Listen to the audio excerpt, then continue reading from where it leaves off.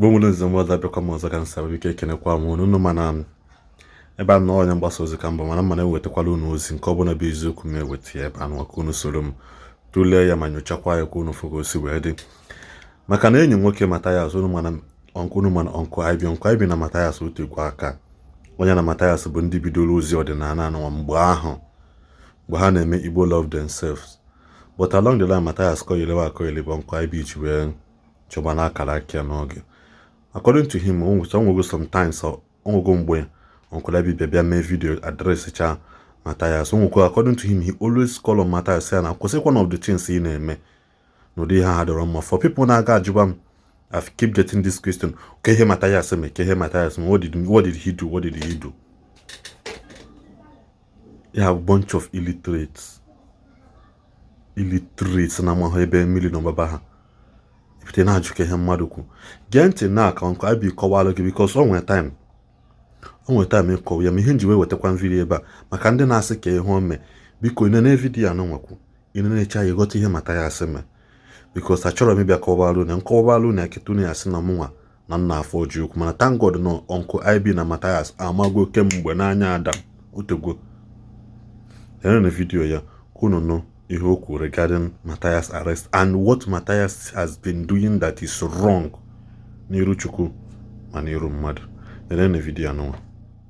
Ụmụnne m ekene m unu gbasalụ nwanne anyị nwoke bụ Ezeaku Ejiofor nke ndị uwe ojii kpọrọ ewee jụba kedu ife o mere nke ndị mmadụ pụtagasị ekwu okwu gbasara ya anyị ịfụ na ọtụtụ ụmụnne anyị nwere ndị bịanụ ma skibo ma ndị dị iche iche kwuru okwu gbasara ya ma ndị si na Mathias bụ ezigbote mmadụ mana enwere ebe ọ na-ada emetesi ya nya bụ ife bịa bụla eziokwu o nwere ebe ọ na-ada emetesi ya n'ezie enwere ọtụtụ ebe ọ na-ada emetesi ya.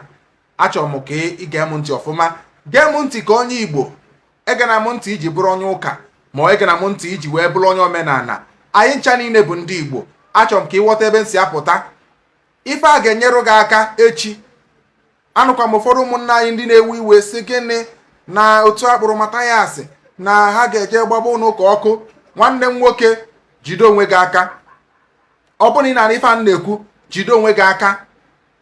Ọ bụ na anyị na-achọ udo ịhụnanya ka ụmụnne anyị niile ga-esi mmadụ onwe fa anya bụrụ ofu ọ bụrụ n'ọgụ kama nọ n'udo na ịfụnanya. Achọrọ m ka ị wụcha ntị gị ọfụma ife a m chọrọ ikwu amụrụ m ka ị ga-esi ghọta ya mana ama m n'ikpeazụ ya bụ eziokwu bụ ife anyị ga na-ekwu maka na eziokwu ga-aza anyị ndụ nke anyị ji bụrụ ndị Igbo bụrụ ndị gboo. Ife anyị ji aga bụ eziokwu. Achọrọ m ka ịnụ ya bụ eziokwu mara na eziokwu ka bụ eziokwu. Ife abụrụ maka Ebuka Obi, ife abụrụ maka Mathias Ezeaku, ife abụ maka onye ọbụla maka onwere onye ọma mbịafe ọlụ. Ọ bụ na ịjụọ kịta kedu ihe mee eji kpụrụ nwanne anyị nwoke ebe a tụdoro aka abụ not defamation ya bụ na ọ na-akpọtọ afa ndị mmadụ na maka afa ndị mmadụ ahụ ọ na-akpọtọ mere eji wee nwụrụ ya. Ngwa gee ntị ọfụma nwanne m. Lapụ nke na Ebuka Obi ji wee bụrụ pastọ, lapụkwa nke o ji bụ na onwe fada bụ pastọ, ma lapụkwa maka na Mathias na-eme ihe omenala. Achọrọ m ka ịwụcha ntị ọfụma nke iji bụrụ onye Igbo maka na ife a na-eme ebe ndị ọzọ dị iche iche o. Lapụgasịa na ụfọdụ oge enwere ndị na-abụ enebe ayarụ. Ebuka Obi n'ezie ọ bụrụ ya kpụrụ Mathias. Ebuka Obi nwere right ịkpụrụ onye ọbụla ọchị ịkpụ so far na o ji evidence na onye dị otu a na-edefam name ya na onye dị otu a na-akpọtọ ya.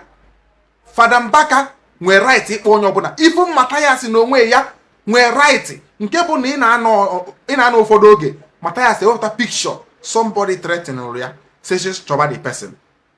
Ụdị ife dị otu a dị. Ọ bụ na ị nọ n'ilu akwụkwọ a mara ama na onwe ife a na-akpọ defamation. O nwere onye ya bụ ịkpọta afa ya ma o nwere ụdị okwu ya bụ ikwu gbasara anya bụ onye ahụ ga-akpọnwụrụ gị polisi. Ihe a gbasara ọrụ religion. Achọrọ m ka unu ghọta ihe a. Lapụ sentimenti a na-emerili akwụkwọ. Ihe a gbasara ọrụ religion. Ihe a ga-emenwu gị. Enwe threat ya bụ mmadụ nye gị. Inwe right ije report to the police. inwe right ikwugbu okwu gbasara ya ka ị ga-esi kpụta onye afọ ọ bụ na ọkọt ka ichi kpụje onye a onye a dị guilty ekpe ya ikpe na ọ dị guilty. Achọrọ m ịkọwara gị ife ọfụma maka na onwe ife ya bụ anyị mebe ifu na ife ahụ anyị ji maka ya pụtazi abụọzi ihe anyị na-eme. Nwanne anyị nwoke Mathias bụ ezigbote mmadụ ọzọgo ọtụtụ ndị mmadụ nke bụ na mụ na gị na-abịa witness go o nyerego ọtụtụ ndị mmadụ aka kama na ụkwụ akpụ n'ọnụ bụ na asị na nwanne anyị nwoke na ọ na-akpọli ọtụtụ ndị mmadụ na ọ na-akpa afa ọnya bụ ife akpụ n'ọnụ ọ bụrụ maka na ọ na-ekwu maka ndị ụka ikwu maka ndị ụka dị iche na onye ọ kpọrọ afa ya bụ ife kpụrụrụ ya na-agbanyere anya na ihe mere ebe a mbọsị anya obi adịsịrọ ndị Igbo mma ka esi wee bịa kpụrụ ya gbaa mmadụ egbe n'ụkwụ. Anyị si na ya bụ ife adịrọ mma nke anyị ncha niile kọndemụ mụnwa na onwe m obi adịrọ m mma na ya mana ife m na-ekwu bụ ka ịghọtagodu na ụdị ife dị otu a ga-eme onye ọbụla ọ ga-eme onye enu ọ ga-eme onye ana. Kedu ife m na-ekwu maka ya?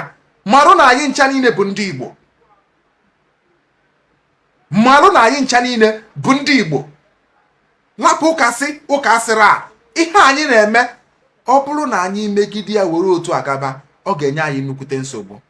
Onye mere njikwu maka udo njikwu maka ịfụnanya ka anyị marụ na anyị bụ ndị Igbo. Ọnya bụ ozi nna ezi ebe a ka ị na-aghọta m na mfụ ife na-adịrọ mma ngwa gị na nke a na ọ gara ọfụma mfụ nke gara ọfụma ngwa gị na nke a na ọ gara ọfụma.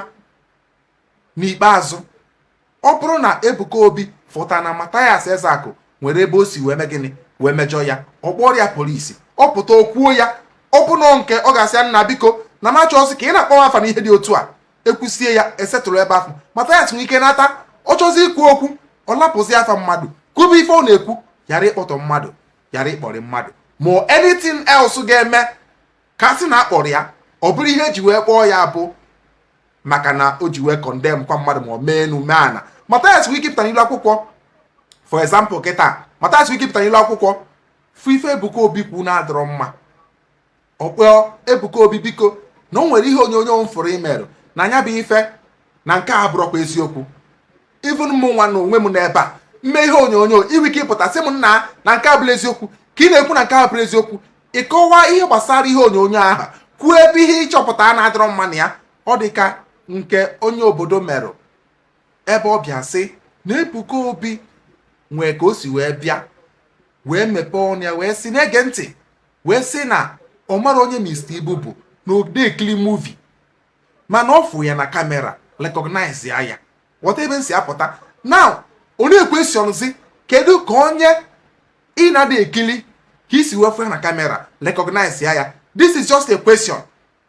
Mmadụ ga-apụta n'ile akwụkwọ ụdị ihe dị otu a mana ọ ka bụ ebu defamation. It is just a question na ifo something na-achọ ka ịghọta ya ọfụma nke a dị iche mana ịpụta n'ilu akwụkwọ kịta ịbịa jide mmadụ na onye bụ onye ori na onye bụ ekperima ị na-akpọ afọ onye afọ ọ defamation. Onye ahụ ike ịkpọ gị take you to court echekpe ya ekpe ka ị kọwara ya ka o si bụrụ onye ori ọ ga-eme onye ukwu ọ ga-eme onye nta. Ihe a gbasara ọrụ na ị na-eje ụka ma ọ na ide eje ụka kịta ihe a na-ekwuzi bụ ka anyị marụzịa ife nya bụ ife ga-ebupụtazi ya bụ the result ọ ga-ewepụtazi. Ebe a ka anyị gbadoro okwu nwere anyị oge nwa na-ege m ntị sị gị biko nwanne m ịnọrụ n'ilu akwụkwọ mara mma na anyị ncha niile bụ ndị Igbo. Onwe onye mee ihe na-adịrọ mma dịka Okongwu dibịa interview o merụ mpụta fịa wee na-akọwarị anya na ihe a adịrọ mma na ihe o merụ ụdị interview o merụ na ihe o kwugasịrị ebe afọ na ọ dịrọ mma. Ọ bụrụ ya bụ na m emego alụ achọrọ m ka unu ghọta ebe si apụta. Ị ga-apụta nwụfụ ihe mmadụ kwuru inwe every right ịpụta sị nna na-efu nke a na imetọrọ ọkụ ya mana ịkpọte mmadụ na ụdị abụ na ụdị onye ahụ nwere right ịkpọrọ gị polisi ma ọ isi gị nna na ya eje court ka ije kọwa ihe ọfụma ma ị bụ obere ma ị bụ nnukwu ịma nwa ego wee mee ya. Achọrọ m ịkọwa ya ka ịghọta ọfụma ka anyị gharazie ị na-agbagharị ihe anyị na-agbagharị ọ dịka onwe ihe anyị na-eso. Mara na anyị ncha niile bụ ụmụnne ọgụ abụkwa ihe anyị kwadoro. Ihe anyị chọrọ bụ ka anyị Igbo ga-esi dị mma ka nwanne na nwanne ga-esi nwee ịhụnanya alapụ ọgụ anụ anụrụ religion si religion asịrọ. Omenala amaka mana omenala bụrụ nke ezi ya. Omenala abụkwana nke a ga-eji ọgụ wee bido. Biko nụ nwanne m ana m ayị unu biko lapụ anụrụ ọgụ agbara ụlọ ụka ọkụ agbara pụtaba ebe afọ ka anyị marụke n'ebe ihe a ga-ebupụte marụ the result ọ ga-apụta from there iwe marụzia what to say next.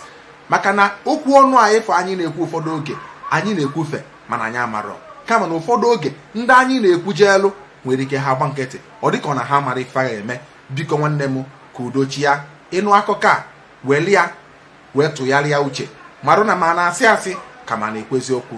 Ọ gwụsịkwa ka ọra n'ọnụ. Nsị ụmụnne m daalụnụ.